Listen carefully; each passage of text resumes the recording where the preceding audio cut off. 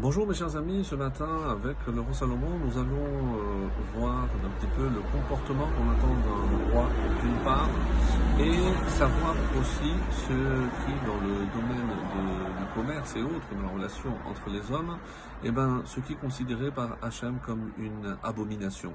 En effet, il y a certaines fautes, évidemment, voler et tout le reste, comme on verra ce Shabbat dans les 10 commandements, mais il y a également donc quelque chose qui peut paraître un peu moins grave à nos yeux, et c'est pour ça que le Talmud ne manquera pas d'affirmer que quasiment tout le monde a aussi une tentation dans ce que nous appelle le vol, et sachez que d'après le Talmud, même voler 1 centime s'appelle un vol. Donc, din me'ak et din pruta, c'est un principe bien connu, que la loi qui régit le vol d'un centime, c'est comme 100 centimes, c'est comme 100 pièces. Une petite pièce ou 100 pièces, c'est pareil, puisque c'est la même action.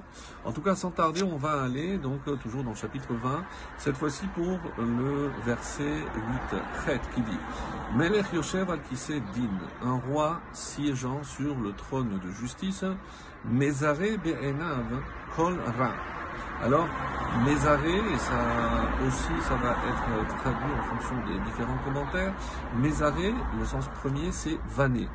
Mézaré be'enav kol ra, il vanne de ses yeux tout ce qui est mal.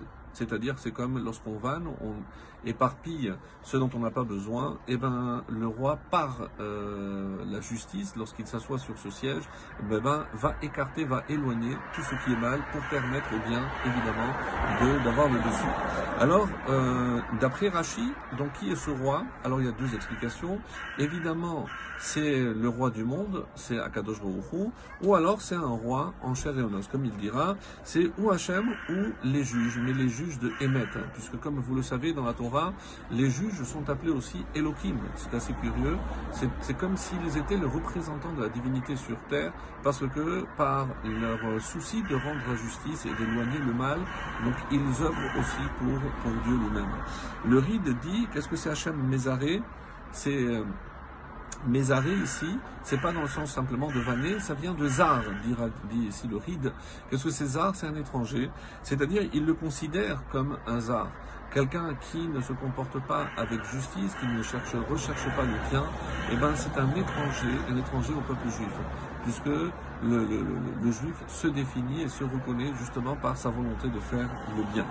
Et c'est pour ça qu'on dit aussi que il disperse dans le sens aussi de mephazer, comme ça est traduit ce mot, et le Radak dit que le juge, c'est celui qui est capable de repousser non seulement le mal, mais celui qui incarne le mal, donc c'est le méchant.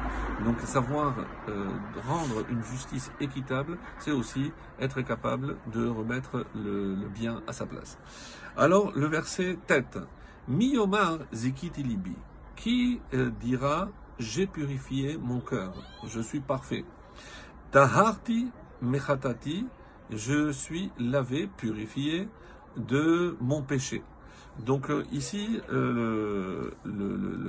l'explication évidemment de quoi on parle, c'est les fautes.